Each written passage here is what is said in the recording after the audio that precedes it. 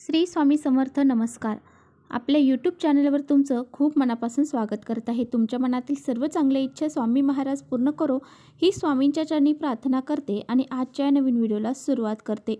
तर उद्या वार बुधवार आणि या दिवशी आलेली आहे मार्गशीर्ष महिन्यातील कृष्ण पक्षातील संकष्टी चतुर्थी. ही संकष्टी चतुर्थी जी आहे तर ती उद्या वार बुधवार या दिवशी सकाळी 10:01 सुरू होत आहे आणि त्याचबरोबर ही चतुर्थी तिथीची समाप्ती जी आहे तर ती गुरुवारी सकाळी 10:02 होत आहे. यामुळे ही तिथी जी आहे तर ती बुधवारी साजरी करण्यात येणार आहे. प्रत्येक महिन्यामध्ये संकष्टी चतुर्थी ही येत असते आणि प्रत्येक चतुर्थीचं महत्त्व हे वेगवेगळं असतं. प्रत्येक महिन्यातील कृष्ण पक्षातील संकष्टी चतुर्थी ही संकष्टी चतुर्थी नावाने ओळखली जाते. या दिवशी गणपती बाप्पांची विधिवत पूजा अर्चा करून व्रत देखील केले जाते.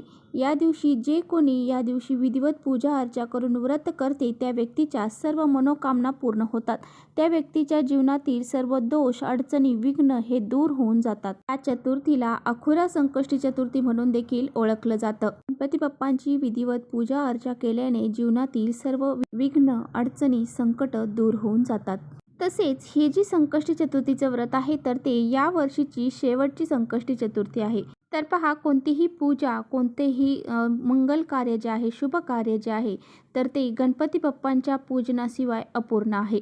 गणपती बाप्पांना प्रथम वंदनीय असं म्हटलं जातं. त्यामुळेच कोणत्याही कार्यामध्ये विघ्न येऊ नये यासाठी गणपती बाप्पांची प्रथम पूजा अर्चा केली जाते आणि त्यानंतरच कोणतंही शुभ कार्य कोणतीही पूजा ही पार पाडली जाते. इतकं महत्त्व गणपती बाप्पांना दिलं जातं. त्यामुळे अशा या गणपती बाप्पांची विधिवत पूजा अर्चा करून आपण काही उपाय जर केले तर त्यांचे पुण्यफळ आपल्याला प्राप्त होते. आजच्या व्हिडिओमध्ये मी तुम्हाला अतिशय प्रभावशाली उपाय सांगणार आहे.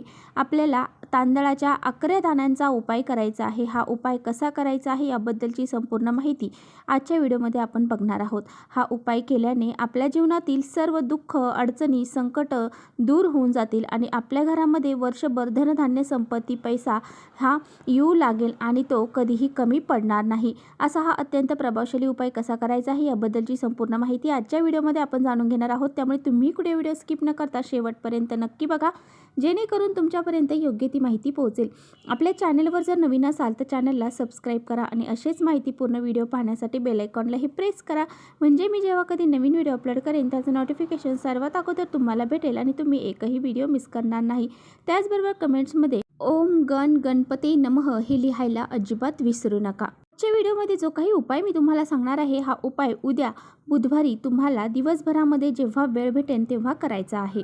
जर भरपूर दिवसापासून तुमची एखादी इच्छा आहे आणि खूप कष्ट मेहनत करत आहात तरी पण तुमची ती इच्छा पूर्ण होत नाही. बऱ्याच वेळा असं होतं की आपण अगदी 100% प्रयत्न करतो तरीही आपला कुठे ना कुठे या प्रयत्नांना अपयश येते. अशा वेळी आपल्या कुंडलीमधले ग्रह जे असतात तर ते कमकुवत होत असतात आणि हे कमकुवत झालेले जे ग्रह आहेत त्यामुळे आपल्याला कोणत्याही कामामध्ये यश प्राप्त होत नाही.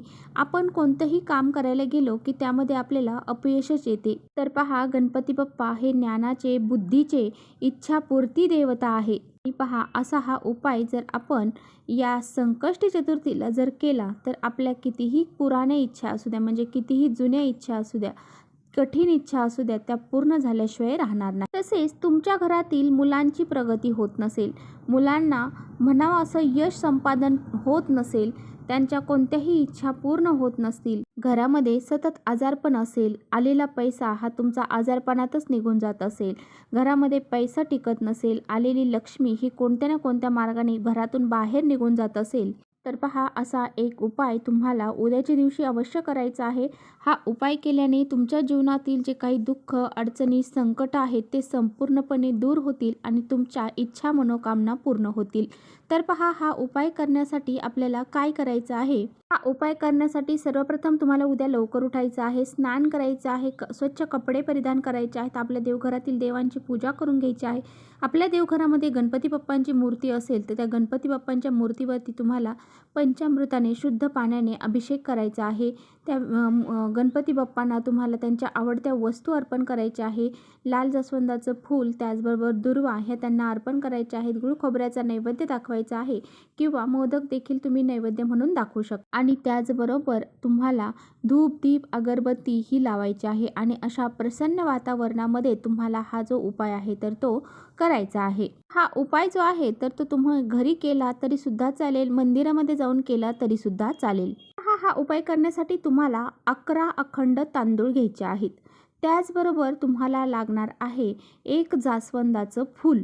तर पहा, त्या तांदळावरती तुम्हाला हळद कुंकू थोडंसं पाणी मिक्स करून त्या तांदळाला लावायचं आहे, जेणेकरून त्या पांढऱ्या राहणार नाही, त्या कलरफुल बनतील अशा अक्षता तुम्हाला तयार करायच्या आहेत। त्यानंतर तुम्हाला एक आसन टाकून बसायचं आहे। तुमच्या देवघरासमोर तुम्ही हा उपाय करा किंवा मंदिरामध्ये करा। तुम्हाला पहिल्यांदा दिवा प्रज्वलित करून घ्यायचा आहे, धूप अगरबत्ती लावून घ्यायची आहे आणि त्यानंतर तुम्हाला जास्वंदाचं फूल हे गणपती बाप्पांच्या चरणाशी अर्पण करायचं आहे। यानंतर जे काही 11 तांदूळ घेतलेले आहेत आपण, त्या 11 तांदळामधला एक तांदळाचा दाणा तुम्हाला स्वतःच्या हातामध्ये घ्यायचा आहे आणि एक मंत्र सांगत आहे, तो मंत्र तुम्हाला म्हणायचा आहे। मंत्र असा आहे, इदम अक्षतम ओम गण गणपते नमः, इदम अक्षतम ओम गण गणपते नमः। हा तांदळाचा दाणा तुम्हाला त्या जास्वंदीच्या फुलावरती अर्पण करायचा आहे। असंच तुम्हाला दुसरा अक्षताचा दाणा घ्यायचा आहे, इदम अक्षतम ओम गण गणपते नमः, इदम अक्षतम ओम गण गणपते नमः असं म्हणत ते 11 तांदळाचे दाणे हातामध्ये घेऊन तुम्हाला एक एक त्या जास्वंदीच्या फुलावरती अर्पण करायचे आहेत। आता पहा, तुमच्यातली बरेच जण असंही म्हणतील की 11 तांदळाचे दाणे हातात घेऊन 11 वेळा मंत्र म्हटला आणि हे तांदूळ अर्पण केले तर चालतील का? तर अजिबात नाही। प्रत्येक अक्षदाला आपल्याला मान द्यायचा आहे आणि तो मंत्र म्हणून त्या अक्षदा तुम्हाला गणपती बाप्पांचे जे फूल आहे जास्वंदीचं त्यावरती अर्पण करायचे आहेत। त्यानंतर दोन्ही हात जोडून तुम्हाला बाप्पांना प्रार्थना करायची आहे। तुमची जी काही इच्छा असेल तर ती तुम्हाला व्यक्त करायची आहे। आता पहा, हे तांदूळ तुम्हाला दिवसभर गणपती बाप्पांपाशीच ठेवायचे आहेत। यानंतर तुम्हाला दुसऱ्या दिवशी ते तांदूळ एका कपड्यामध्ये, लाल कपडा घेऊन त्यामध्ये तुम्ही त्याची पोटली तयार करू शकता किंवा मग एका कागदामध्ये हे तांदळाचे दाणे बांधून ते तुम्ही तुमच्या तिजोरीमध्ये ठेवू शकता किंवा मग तुम्ही तुमच्या खिशामध्ये सुद्धा ह्या गोष्टी ज्या आहेत तर त्या ठेवून दररोज तुमच्या सोबत घेऊन जाऊ शकता। त्यामुळे तुमच्या जीवनामध्ये पैसा हा टिकून राहील आणि तुमच्या जीवनात कधीही आर्थिक समस्या ही निर्माण होणार नाही। तुमचे सर्व दोष अडचणी सर्व दूर होऊन जातील आणि तुमच्या घरामध्ये धनसंपत्ती पैसा हा कधीही कमी पडणार नाही। तर असा हा एक उपाय देखील तुम्हाला उद्याच्या दिवशी करायचा आहे। तर चला, इथेच थांबवते माझा व्हिडिओ आवडला असेल तर नक्की लाईक करा, चॅनलवर नवीन असाल तर चॅनलला सबस्क्राईब करा। परत भेटूया अशाच छानशा व्हिडिओसोबत, तोपर्यंत श्री स्वामी समर्थ।